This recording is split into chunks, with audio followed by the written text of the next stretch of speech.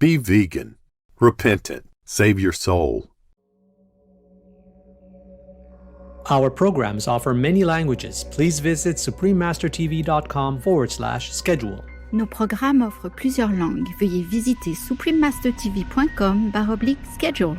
Nuestros programas ofrecen varios idiomas. Visiten suprememastertv.com/schedule. हमारे कार्यक्रम पेश किए जाते हैं कई भाषाओं में. कृपया देखें suprememastertv.com/schedule.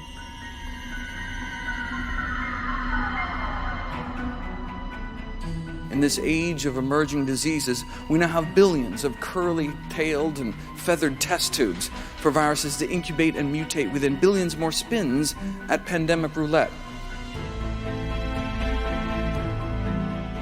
But along with human culpability comes hope. If changes in human behavior can cause new plagues, well then changes in human behavior may prevent them in the future.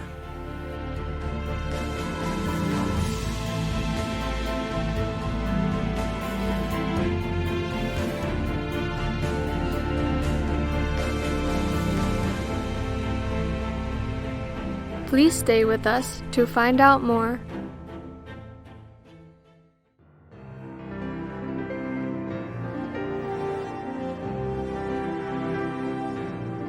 Today's program will be presented in English with subtitles in Arabic, Olexes, also known as Vietnamese, Chinese, Dutch, English, French, German, Hindi, Hungarian, Indonesian, Italian, Japanese, Korean, Mongolian, Persian, Polish, Portuguese, Punjabi, Romanian, Russian, Spanish, Thai, Turkish, and Urdu.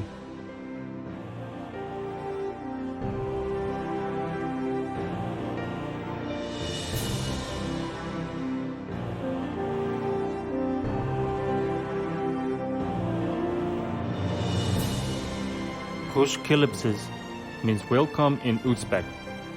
I'm Dalton.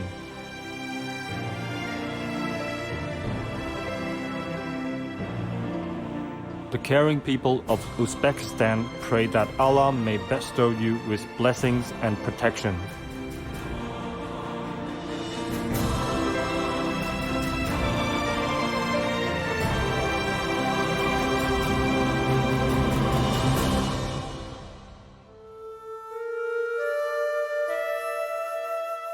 The Central Asian country of Uzbekistan is graced with a varied terrain, ranging from sandy deserts to sheltering mountain peaks of up to 4,500 meters. Uzbekistan has also been a cultural hub for more than 2,000 years. Many of the buildings in three of the most important cities, Khiva, Bukhara, and Samarkand, have been restored by the country's talented artisans. Thus, today one can continue to be inspired by the city's glittering minarets, beautiful domes, and stunning interior mosaics. Many of the religious monuments also highlight the harmony among the Uzbek people. A site that commemorates St. Daniel's is respectfully visited by people of Islamic, Jewish, and Christian faiths. The capital of Uzbekistan, Tashkent, features a mixture of beauty and practicality through systems like the underground subway, one of the cleanest and most artistically ornate in the world. Tashkent also is a railway center, with two streamlined high-speed trains that run to the city of Samarkand. From weavers and bakers to wood carvers and restoration experts, Uzbek artisans display skills that have been maintained for generations.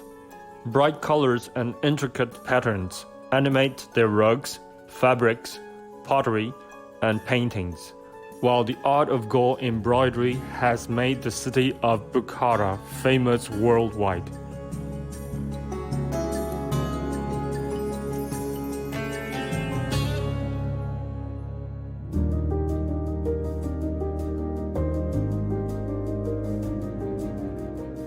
On November 8, 2009, a climate change conference was held in the U.S. capital of Washington, D.C. to bring attention to the quickest and most effective solution to global warming, the organic vegan diet, titled Humanity's Leap to the Golden Era, Washington, D.C. Climate Change Conference. The event brought together experts of science and health, as well as international ambassadors, media members, and artists.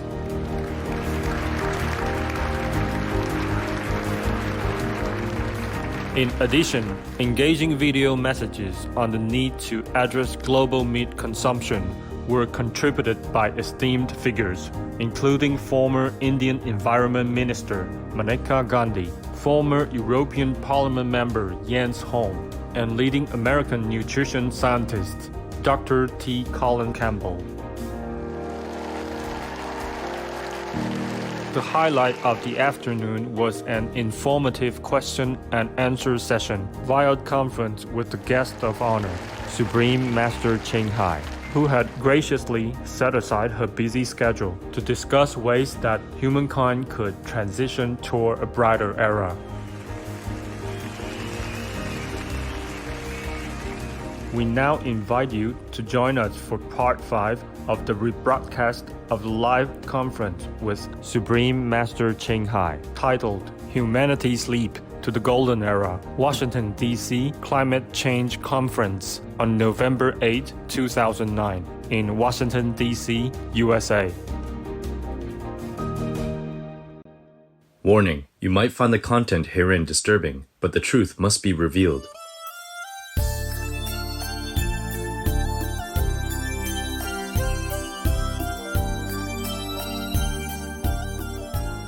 Dr. Michael Greger is a medical doctor and the Director of Public Health and Animal Agriculture for the Humane Society of the United States. He is a foremost authority on swine flu and many other types of diseases. Dr. Greger is the author of the book Bird Flu, a virus of our own hatching. He is also a vegan. Please join us in welcoming Dr. Michael Greger.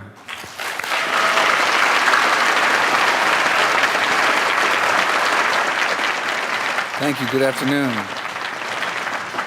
According to the Director General of the World Health Organization, the three greatest threats facing humanity, number one, is the global food crisis.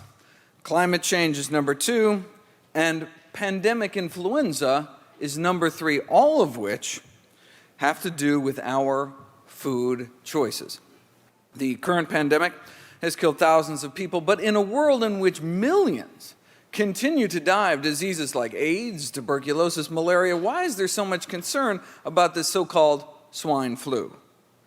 Because apparently the last time a nearly entirely new flu virus jumped species and caused a pandemic, it went on to become the deadliest plague in human history. The influenza pandemic of 1918, most flu strains tend to spare young, healthy adults. The 1918 virus killed people in the prime of life. In 1918, more than a quarter of all Americans fell ill. This is a chart of percent of population dying here in the States.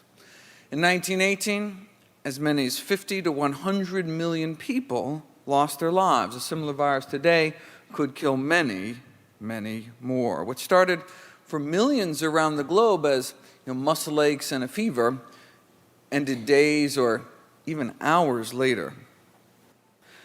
Homeless orphans, their parents gone, wandered the empty streets. One agonized official in the stricken East sent an urgent warning West, quote, "Hunt up your woodworkers and set them to making coffins, then take your street laborers and set them to digging graves." This is a clipping from the New York Times at the time. Victims of plague everywhere, great pyres of bodies consumed by the flames. That 1918 flu virus killed more people in 25 weeks than AIDS has killed in 25 years. No war, no plague, no famine has ever killed so many people in so short of time as the 1918 pandemic. Where did it come from? The conventional wisdom is that the 1918 pandemic was triggered when an H1N1 bird virus, in its entirety, all 8 gene segments, jumped into human beings. We then apparently passed it along to pigs, sickening millions of them as well. Now, after the pandemic, when our immune systems got used to the new virus, it turned into the regular seasonal flu, and in pigs, it turned into what we call classic or classical swine flu. Before 1918, we have no reports ever of any pigs coming down with the flu at all. So, throughout the roaring 20s, people got the regular flu every year, and pigs got the swine flu. Same thing with the 30s, and the same with the 40s. The important thing to notice, though, is that swine flu remained stable throughout, unchanging throughout the 1950s, the 1960s, the 1970s in North America, and stable throughout the 1980s. But then, by 1990, everything changed. A never-before-described triple-species flu virus arose. The classic swine flu virus, after being stable for 80 years straight, picked up 3 gene segments from the circulating human flu virus, and then 2 gene segments from a bird flu virus to create the first triple animal reassortment virus ever described. Our first hybrid, a human-pig viral mutant, was discovered on an industrial pig operation in Newton Grove, North Carolina in August 1998, owned by a massive pork conglomerate by the name of Hogslat. The virus mutated further and then spread without months throughout the United States. Soon it spread into Canada, and by 2003, the majority of animals tested in industrial pig operations in Mexico also showed evidence of exposure to our triple hybrid strain. We then exported it to Asia, and apparently the favor has been returned. After reshuffling with the classic swine flu, our made in the USA triple reassortment virus picked up 2 gene segments from a Eurasian swine flu lineage to create the flu pandemic of 2009. The primary progenitor, the main ancestor of our current pandemic flu virus, as shown in orange here, is the triple hybrid mutant that emerged and spread throughout factory farms in the United States more than a decade ago. 6 out of the 8 gene segments, 3/4 of our current pandemic virus, straight from our triple hybrid. In this diagram, these data are from the most comprehensive genetic analysis of this virus to date. Now, influenza experts have been warning about this triple hybrid mutant for years, what they call an extremely promiscuous mammalian-adapted virus. Flu scientists used to only worry about Southeast Asia, but given the appearance of that triple hybrid mutant, now we need to look in our own backyard for where the next pandemic may appear, and 6 years later, it indeed did.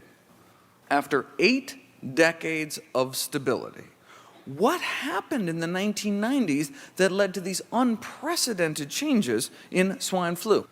And the same question with bird flu. No human deaths from avian influenza for 8 decades until 1997, when H5N1 started killing people in Hong Kong. And then H7N7, bird flu, emerged in the Netherlands, which went on to infect 1,000 people and ended up being transmitted efficiently from person to person. Just 2 examples of new bird flu viruses infecting people. Now, in poultry, the number of outbreaks of highly pathogenic, highly disease-causing strains in the first few years of this century has already exceeded the total number of outbreaks recorded for the entire 20th century. As one leading flu scientist told Science, we've gone from a few snowflakes to an avalanche. What has been happening in recent years to trigger these kind of unprecedented changes in both swine and chicken flu viruses? Let's ask the world's leading expert, Dr. Robert Webster, as did the senior correspondent of NewsHour with Jim Lehrer.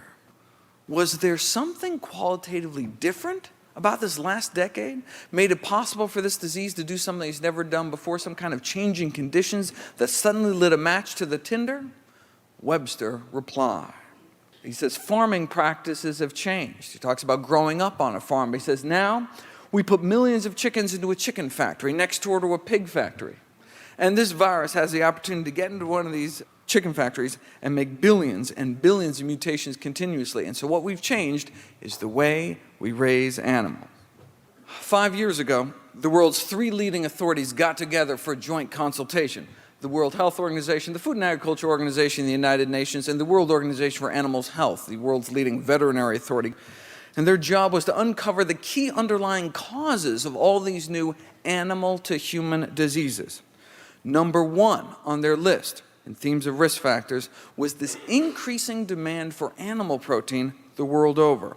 Animals were domesticated 10,000 years ago, but never before like this, especially pigs and poultry. You know, chickens used to peck around the barnyard, but now chickens raised for meat are typically warehoused in sheds containing tens of thousands of birds.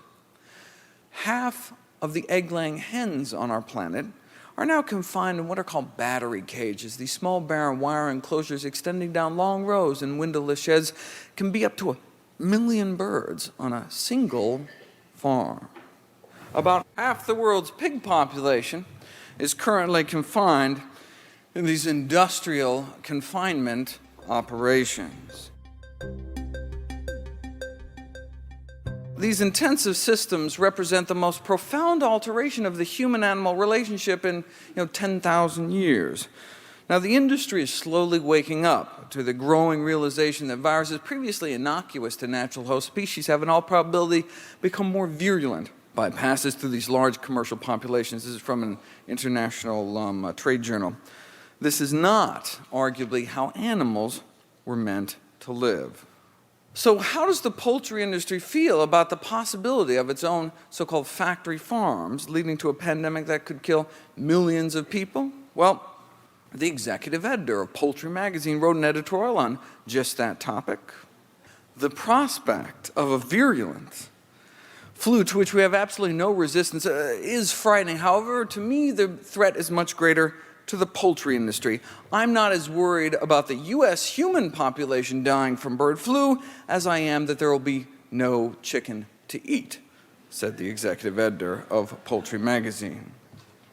There are at least 10 reasons why industrial pork production can present such a breeding ground for disease. The operation in Newton Grove, North Carolina, where the ancestor of the current pandemic virus was first detected, was a breeding facility in which thousands of sows were confined in what are called gestation crates, also known as sow stalls.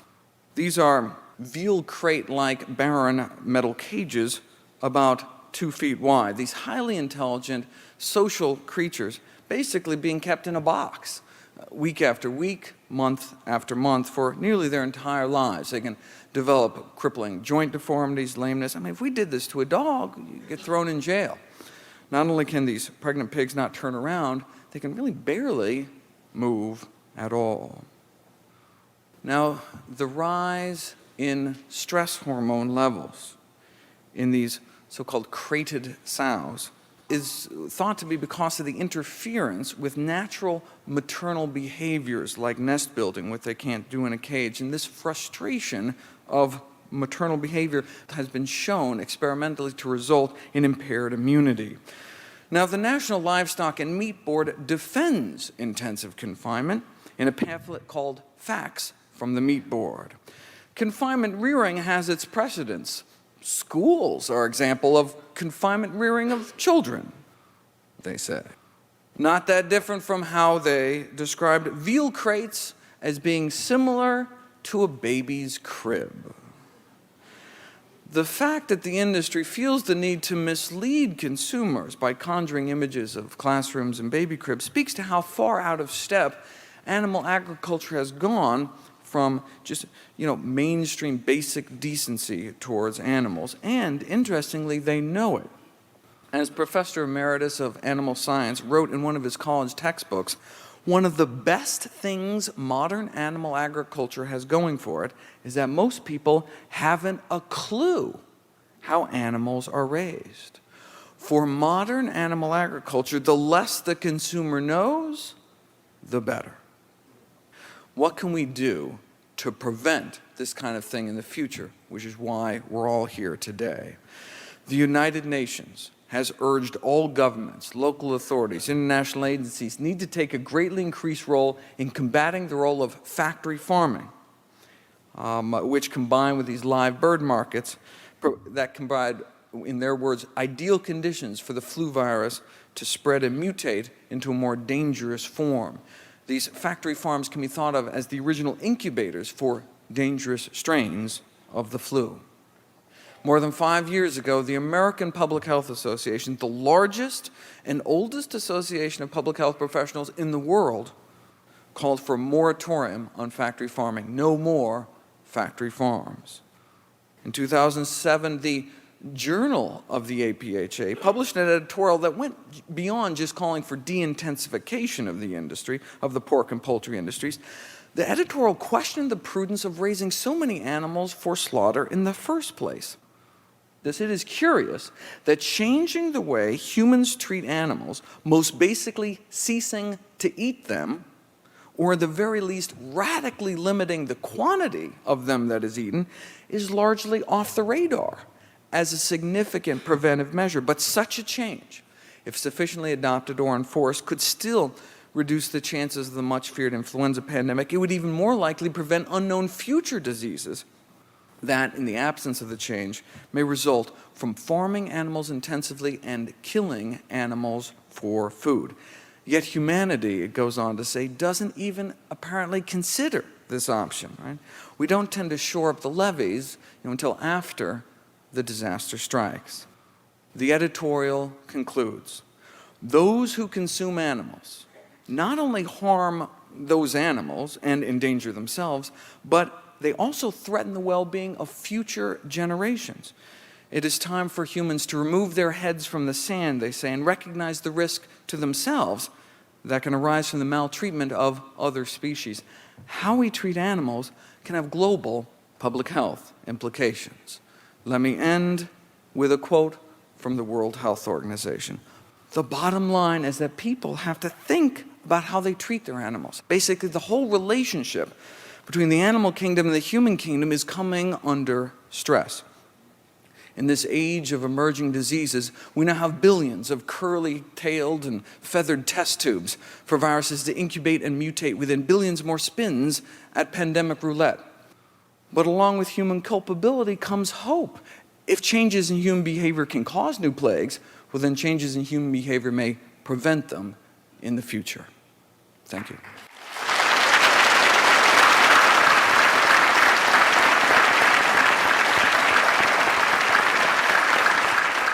Thank you, Dr. Michael Greger. The information you have given us is truly thought-provoking.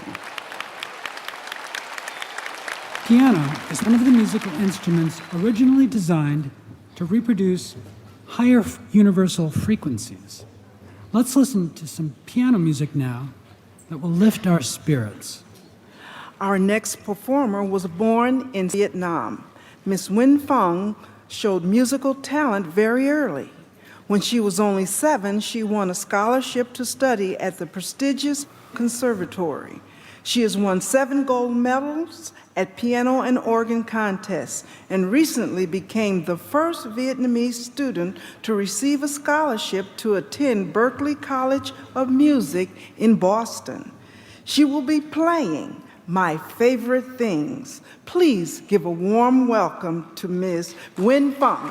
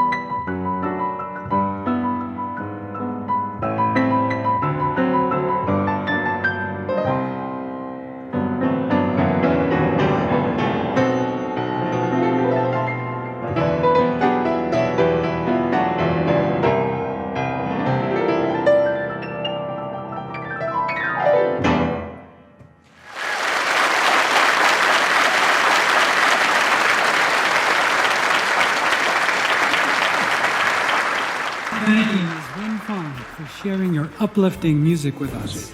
Yes, it was truly uplifting.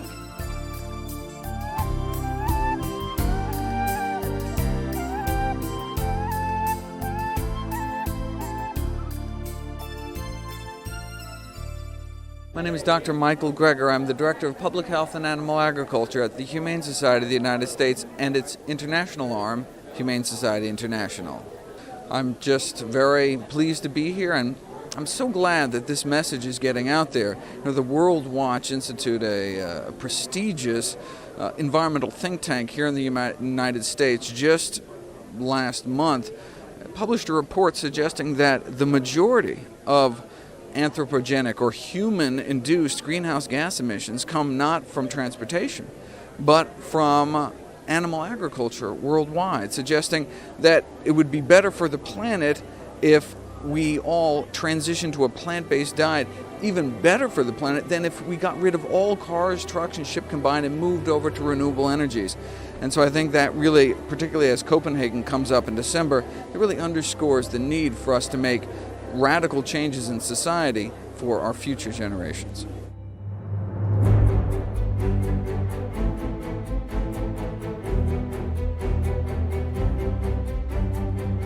What did you think of today's conference? What kind of impact did it have on you? I loved every minute of it. It's the same message that we've always been speaking about. It's now just a lot more prevalent, I would think, when that's love. And of course, be vegan. I don't think people really should be calling vegans vegans. I think they should just be calling them passionate people who believe in saving the planet. So if you want to save the planet, then you know what to do. Veganism is a great way to take on climate change, for sure. And what is your impression of Supreme Master Ching Hai, given the fact that you just heard her speak? She seemed really nice. Really, really nice. And like I said, you know, she makes a great point about the vegan diet. And that combined with, you know, moving away from fossil fuels and towards clean, renewable resources, making sure we pay attention to science-based solutions, that's exactly how we're going to create a peaceful, green future.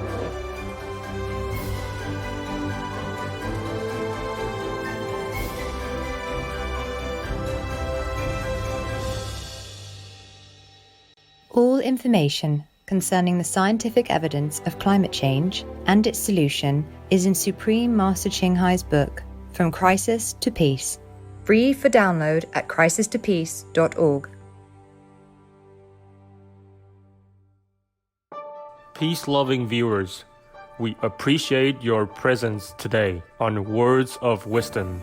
Please join us tomorrow for part 6 of this conference with Supreme Master Ching Hai. Coming up next is Mount Everest, the Goddess Mother of the World, part 2 of 2, right after noteworthy news. May heavenly light fill your loving heart every day. Our programs offer many languages. Please visit suprememastertv.com/schedule and suprememastertv.com/WOW. Be vegan, make peace.